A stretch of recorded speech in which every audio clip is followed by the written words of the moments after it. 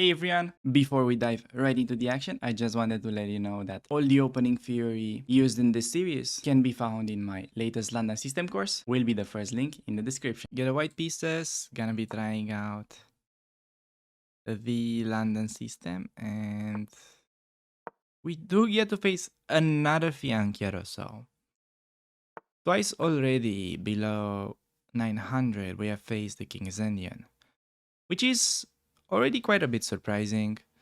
To be honest, I don't really expect many of your opponents to go for a Fianchiero. And also combining it with the early c5. Interesting to see. There's a bit of an annoying move order. I think we have to play with e3. Because c3 would have allowed him to take and we get into a bit of a different structure. So to keep it London like we play it this way. He also goes for queen b6. I mean, opponent knows all the tricks, doesn't he? Can we just play knight c3, queen b2, knight b5? That would be usually the trick. Okay, go for it. Be my guest. Have a bite on b2. Let's see if opponent wants to go for a snack or not. Of course, they're pretty hungry in this elo, so I'm gonna go knight b5, threatening the fork. So kind of expecting knight a6, and then I think a3 is actually the cold-blooded move to win. The other moves are probably butchering a little bit of the advantage. But now, yeah, okay. That move, I think, just loses to bishop d2, and there's no way for him to cover the c7 square. So, queen's under attack plus, the fork is looming. So, I think he's simply lost now, and this is usually like also part of the algorithm that we have in the course. So, whenever they play queen b6 and we can go knight c3. Okay, so algorithm actually goes like this. If rook b1 is a legal move against queen b6, we kind of play it in a way that we don't lose material. If not, then knight c3 with the idea to meet queen b2 with knight b5. Then last, we want to play queen c1. That's kind of the algorithm that we have. And you see here working it quite successfully. And we're about to win a rook. After knight c7 on the next move. Opponent has only squared for the queen to a4. Probably he panicked that he got the queen trapped. He still has this move. Knight d5 could have been moved too in this position, by the way. But yeah, maybe could have been a bit better. To be honest, I think both are same value. I think after knight a6, a3 position was like completely winning, to be honest. And now could actually grab, could play bishop b5, try to harass the queen. He'll have a3 square though, so I think maybe we can give him a break for now and just cash in the rook. Goes to c6. He clearly wants to play b6 next. Can maybe do bishop f4. So to be honest, what I would recommend, we are up a rook. We can give back the knight. We can just give the exchange. I would recommend to not be greedy. Okay, just get yourself developed. Maybe there are better ways to get more value still from that knight on a8. But typically, follow opening principles. You don't need to be greedy. Just get your pieces developed. You already have more than enough to win the game. You're up the exchange. You can even win a pawn here additionally. So definitely you should try to avoid playing greedy in these kind of situations. And okay, now we just take a pawn. We finish development. Just take free stuff. Why not? Looking forward to trade as many pieces as we can. And yeah, okay, bishop b7. That could happen. Could probably ignore it because on bishop takes on f3, we can go queen takes on f3, offering the endgame. Could also play bishop e2, even though it's a bit passive. So we'll see. Problem for him is also that he's kind of struggling to finish development as his king is placed in the middle. Always knight e5 or knight g5 will be looming, and okay, against queen d5, Hitting the bishop, we can defend with tempo, protecting bishop, and hitting queen. Notice that all the time I'm trying to do many tasks with a single move, so not only like retreating but also attacking if possible. So could activate the rook now, setting up a small trick. If they take, we have bishop a5 at the end, picking up the queen. So that is gonna be a poison pawn, and it would be better for him to play something like maybe a6 or bishop b7, but still can drop back or go like knight e5. And position should be, I think, easily winning, but we'll see. 95 will actually come with a pretty huge threat. I think can even go for it now, attacking f7 square.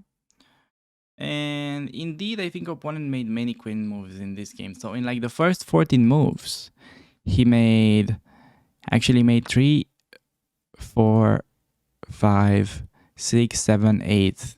So in the first 14 moves, he made 8 moves with a queen, which is generally not like the best strategy, to put it mildly. So that's, I think, pretty funny. Funny to notice. And in the meantime, we got ourselves castled. All of the pieces are in the game. These pieces are not. This should be pretty easy win. I think now we have a pretty weird tactic with a check and the bishop c7 kind of trapping the knight. Hitting these and the bishop b5, cb. The knight is actually having no squares and I don't see a way for my opponent to protect it, to be honest. So I think that's genuinely the best and just win the poor knight next. The opponent will have a hard time developing. Rise f6, but we can take. Also hitting the queen. Queen f6, even bishop e5 is better. Winning the rook. Don't even need to grab that knight. Grab the stronger piece, of course. Taking knight was fine, but I'm just a bit perfectionist. I'm just like, this is just sort of autopilot for me to make these kind of moves. Bishop e5 next, maybe hitting the knight. You can just take these because one is still pinned. Hitting the knight. Knight d7, just rook a d1. Knight f6, bishop f6, queen d7, winning. All for a pawn, yes. It all starts with a pawn. That's right, Mr. Birdfish. Every time. That's how it starts, you know? It's like any addiction. Just take a little bit and you're screwed. So that's why you shouldn't try. Don't try taking pawns like that in the opening, kids. Those are not great pawns to be captured. Now just taking, he takes, just go queen d8 mate. There's no way to stop this really, and yeah, I mean queen f6 is best move, but queen d7, queen d8, and easily winning.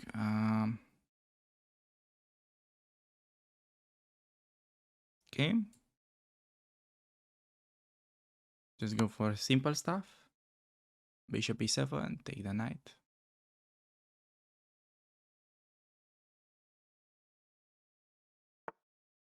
So I'm up 2 rooks and the bishop and some pawns. The bishop g5 now, go for a little trick, try to win the queen. Go for the discovery.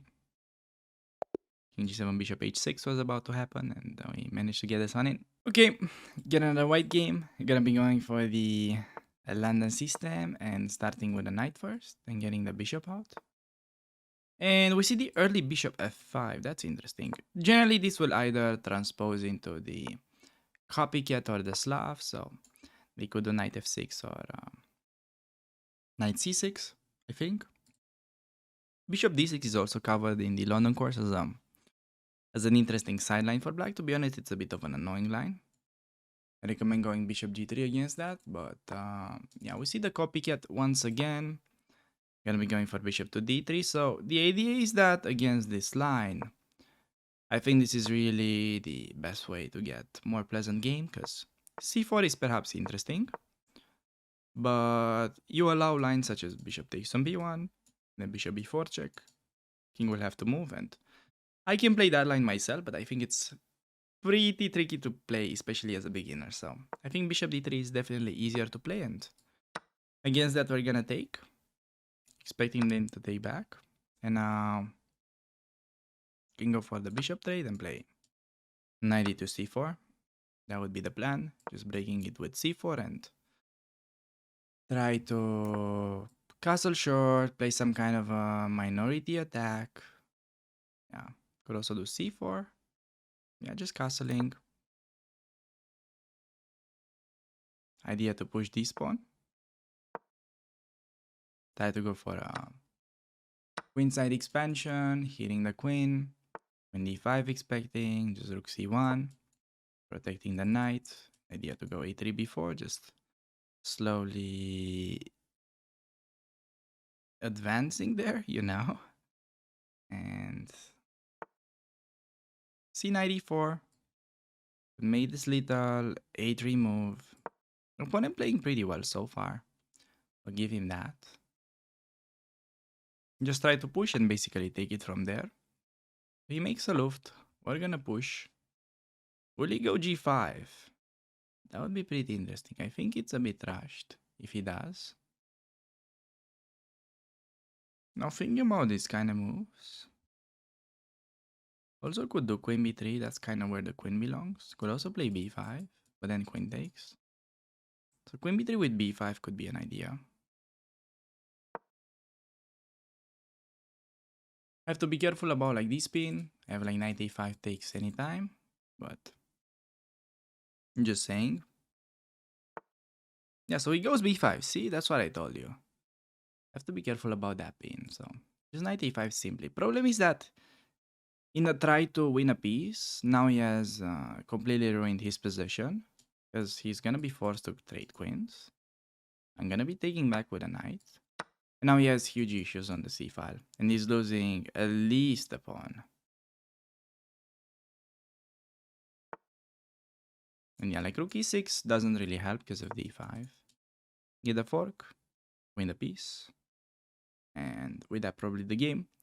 So see, like just this temptation of winning a piece, it leads to a completely ruined position. This is very common for lower rated games. You can just abuse these kind of themes as long as you keep an eye on their tricks. You make sure they don't work, and then you just win. Easier said than done, I know. So just gonna go rook c6 here. I think it's easiest. Rook d5, rook c7, or maybe start knight d4, closing in the d file.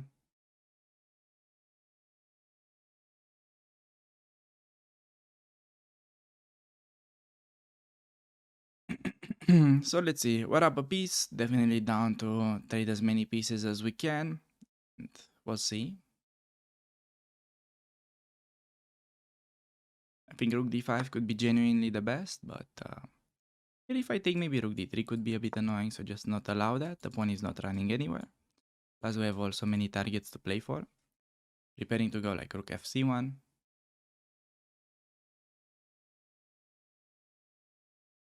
Pawn on c7 is under attack.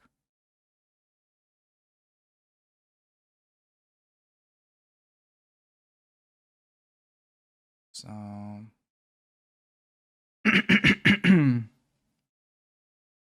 this should be slowly but surely just losing for my opponent. Just gonna bring the rook in. Could have also taken first, but just bringing the pieces cannot hurt in this kind of positions. And then idea is to take on c7, exchange a pair of rooks, then win the a6 pawn. And with that probably the b5 pawn as well. And just push my pawns and get a queen, basically. Cashing in the pawn, threatening rook c8, exchanging his rook. And yeah, typically it's just about trading in general. Anything that we could trade when we're having the extra piece, we're quite welcome. And just like rook c8, forcing the rook trade. Yeah, like rook c7 even. The rook has nowhere to go.